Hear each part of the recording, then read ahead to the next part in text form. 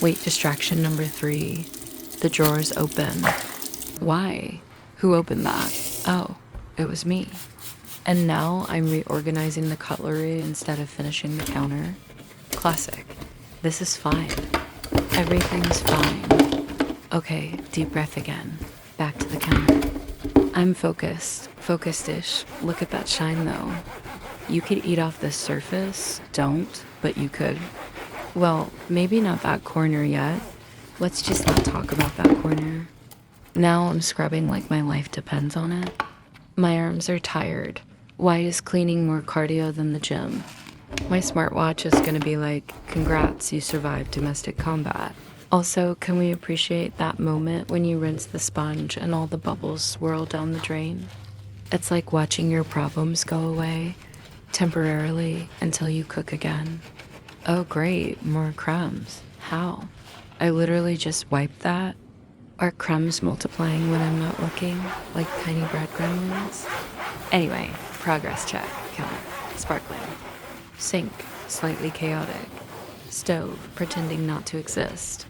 Brain, still buffering.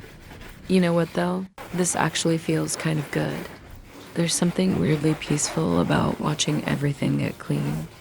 Maybe this is adult satisfaction, or maybe it's just fumes from the cleaning spray.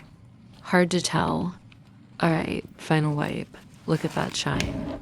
If this counter had a theme song, it would be something dramatic, like the Rocky soundtrack. I've conquered the grease. I've defeated the stickiness. I am unstoppable. And I give it about 5 minutes before I make a sandwich and destroy everything again. But hey, progress is progress. If you made it this far, drop an emoji in the comments so I know we survived this together. And tell me, what's the weirdest thing you've ever found while cleaning your counter? Because I just found a spoon from 2019, a Lego piece, and a tiny bit of my will to live.